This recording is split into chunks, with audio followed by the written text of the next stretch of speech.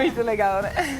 Acho que a doutora que está aqui olhando, ó, tá me olhando e tal, eu acho que ela também vai dizer assim, é bom a gente virar criança de vez em quando, não? Com certeza. Bom dia. Bom dia. Obrigada por ter vindo. Imagina, eu que agradeço o convite. Adriana de Oliveira Ortega, cirurgiã dentista, e a gente sempre tem que falar tão sério todos os dias, né? Mas é tão Sim. bom a gente dar uma relaxada.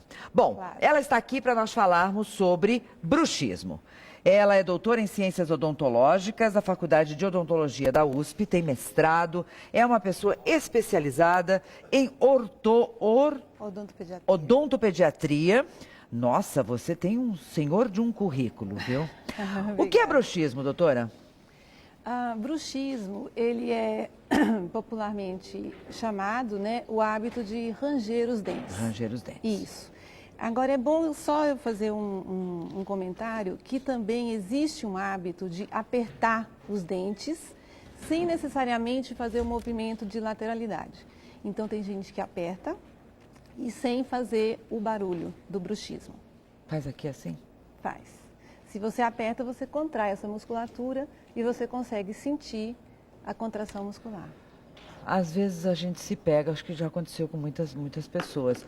Sei lá, bom, tudo também tem a ver com o emocional, Sim, às vezes, né? sim, Não sim. sei se o bruxismo também tem a ver, a gente vai Sim, saber. claro.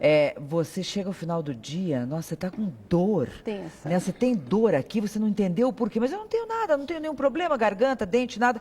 Aí que você se toca que foi de tanto morder o dente mesmo, né? Isso, porque o que é o normal de uma pessoa ficar? Qual a postura normal? Nós ficamos com os lábios encostados e os dentes um pouquinho afastados. Os dentes não tem que ficar encostado no outro. Fica mordendo Não. o tempo inteiro. Esse tipo de contração máxima que você faz no músculo quando encosta o dente é quando você vai mastigar ou quando você vai deglutir. Certo. E se você imaginar, Olga, num período de 24 horas, a quantidade de tempo que você passa efetivamente apertando os dentes para engolir, para mastigar, é muito pouco. Não chega a 40 minutos. Apesar de você ficar na mesa mais tempo conversando, mas efetivamente encostando dente com dente e contraindo a musculatura, é muito pouco. Então, se você requer essa musculatura de forma muito mais frequente do que a natureza fez, é óbvio que o corpo vai reclamar. Não só essa dor que você falou, localizada na região de bochecha, mas também como cefaleia. Dá dor de cabeça mesmo? Sim, dá. Por que que dá? Porque um dos músculos que eleva a mandíbula, ele está localizado nessa região, que são os temporais. Então, quando você contrai, você também faz contração de temporal. Então, você pode ter ou dor facial ou dor de cabeça, cefaleia. Então, porque geralmente quando a gente fala bruxismo, ranger dentes à noite, quando dorme. Sim, no sono. No sono, mas nós também podemos ficar apertando esse dente durante o dia todo. Que é uma parafunção. E Certo. que também tem gente, é óbvio que é bem mais raro, aí está às vezes relacionado com alguma doença neurológica, tem gente que range o dente acordado também. Acordado. Acordado. A gente percebe isso numa criança logo cedo? Uma mãe percebe o bruxismo logo cedo no seu filho? Percebe, porque o bruxismo ele pode ocorrer e às vezes a criança ela tem um bruxismo e depois que ela evolui um pouco, que tem uma maturação do sistema nervoso central, ela abandona esse hábito do bruxismo. Então ele pode estar restrito à infância e depois desaparecer, como pode uma pessoa nunca ter rangido e em determinado momento da vida iniciar o ranger ou o apertar. O que desencadeia isso, então, na idade adulta? Olha, a gente antigamente se pensava só em estresse, né? Era muito simples a relação, olha, você ranja, você aperta, você está estressado, ponto. À luz das evidências científicas mais recentes, nós podemos saber que temos outros fatores envolvidos. Por exemplo, já existe uma investigação no comportamento genético. Então, algumas famílias tendem a desenvolver mais esses hábitos. Um outro fator também importante é o uso de drogas, lícitas ou ilícitas. Algumas drogas, até por exemplo a fluoxetina, ela intervém um pouco no comportamento neuromuscular. Temos também, como eu falei, citei, né, as doenças neurológicas, crianças ou pessoas que têm algum tipo de alteração neurológica, a síndrome de Down, paralisia cerebral, Parkinson. Então, elas desenvolvem esse tipo de parafunção, né, que é chamado. Então, existem outros fatores. Uma coisa também muito interessante que vem sendo pesquisada recentemente são as crianças que têm obstrução de vias aéreas superiores.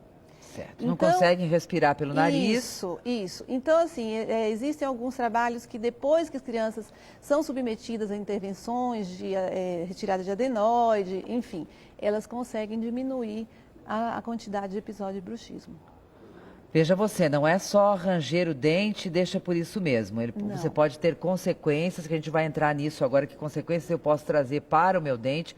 A pessoa tem algum dano no sono quando ela arranja o dente? O sono dela não é um sono legal, que ela descansa? Olha, a pessoa não relata que ela não descansa justamente por causa do bruxismo, né? É óbvio que se você tem um sono onde você não tem nenhum movimento parafuncional, porque o bruxismo é uma parassonia, a qualidade desse sono é muito maior. Mas o paciente em si, ele não relata assim, olha, eu acordei rangendo, eu acordei porque eu rangi. Os dentes. Né? Dificilmente a pessoa acorda pela dor ou pelo barulho, mas ela acorda com dor de cabeça, com cefaleia, com dor no rosto. Isso é comum a gente ouvir. Que dano eu faço ao meu dente? Você desgasta o tecido dentário. Então, se você faz essa fricção, você atriciona dente com dente, você vai perdendo a estrutura dentária aos poucos, tanto dos superiores quanto dos inferiores. E o tamanho do dente vai reduzindo. E assim, a reabilitação disso, você reparar isso, é uma coisa muito difícil, às vezes impossível. Porque aí vai ranger de novo, vai desgastar de novo, quer dizer, vai ser uma função desgastante do ponto de vista de estar sempre lá no dentista, tendo que consertar esse dente, e oneroso também, porque a gente sabe que tratamento dentário não é barato, né? Sim, a não ser que esse paciente proteja essas estruturas, né? Durante o sono existe um dispositivo. Umas capinhas de plástico, não é? Parece não plástico são de silicone? Plástico, são acrílico. Ela tem que ser rígida. Ah, tem que ser dura. Sim, claro. As de silicone não são indicadas de forma alguma por conta da maleabilidade. Imagine você, se você desgasta o seu dente, que é uma estrutura altamente mineralizada, que tem uma dureza muito grande, que dirá um outro tipo de material. Até mesmo a placa de acrílico, né, de resina acrílica, muitas vezes ela é desgastada, o paciente fura o acrílico, quebra. Tamanha força. Quebra aquela placa. Tamanha força da mandíbula, né? E com relação, além do esmalte que eu vou tirando do dente e tudo mais, tem como esse dente começar a afrouxar de repente? Ficar mole ali de tanto apertar? Tem, porque o que acontece é o seguinte, o dente ele é inserido em osso e ligamento periodontal. Você tem uma estrutura alveolar que segura o seu dente. Se você começa a fazer muito movimento dentário, né, esse dente é exigido de forma muito maior do que ele foi feito para, ele sofre realmente uma perda da estrutura do dente e ele começa a apresentar mobilidade. E você pode ter perda óssea, inclusive, por conta do bruxismo. Realmente é uma coisa muito séria e as pessoas, às vezes, não se dão conta. Ou, infelizmente, quando se dá conta, já é no estágio avançado e, muitas vezes, irreversível. Por isso a importância de ir sempre ao dentista, né, doutora? Sim, com certeza. Ali a gente tem uma ilustração. Fale pra gente, doutora. Isso é um padrão de movimento. Vocês percebam que nesse caso desse paciente, inclusive é uma criança com necessidades especiais, que foi atendida lá no centro lá da USP, né, no Centro de Pacientes Especiais, vocês percebam que eles têm um desgaste horizontal praticamente do dente. E quando é criança, não sei se você lembra, a criança nasce com um dente que parece uma serrinha. E essa serrinha ela vai sendo desgastada com o tempo. No entanto, no paciente que tem bruxismo, isso é feito de forma quase que imediata. Isso não é dente de leite? Isso é dentição mista essa daí. Nós temos dente de leite ainda, e dente permanente. Então, é uma criança em fase de transição. Na fotografia de baixo, você pode observar, inclusive, nos molares, né, nos dentes posteriores. Bem desgastado. E a gente já visualiza um segundo tecido dentário, que é a dentina. Ou seja, a criança ela rangeu a ponto de desgastar todo o esmalte superficial e expôs um tecido dentário mais interno. Que idade tem essa criança?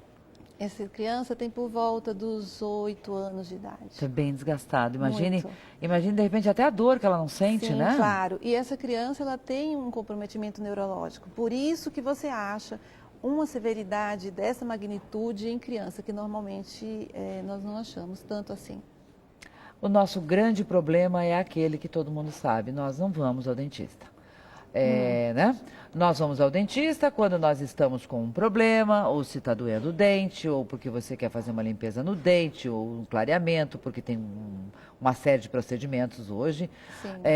Mas a gente não tem o hábito, né? Não. De sei lá, a cada 6 meses é um bom tempo? Não, a cada 6 meses é uma média. Uma média. Mas isso tudo é individualizado. Porque existem pacientes que necessitam de um controle mais próximo, né, que estão expostos a fatores de risco com mais frequência, e esse paciente ele demanda uma atenção mais próxima do profissional. E existem aqueles pacientes que não têm tantos fatores de risco envolvidos, que 6 meses não é muito pouco, ele pode ir uma vez por ano. Uma vez por ano. Sim. E de cada um? É de cada um, e quem vai checar o risco do paciente é o profissional, que percebe os fatores etiológicos presentes no cotidiano. Por que tratamento dentário é tão caro, hein, doutora? O tratamento dentário não é caro. Não é caro? Não, o tratamento dentário não é caro. Isso é muito, a gente ouve muito falar nisso, né? Mas eu creio que são valores que se tem na nossa sociedade, de cultura. A formação do profissional é uma formação que demanda tempo, custo. E para ser um bom profissional, realmente, essa educação tem que ser continuada, você não pode parar.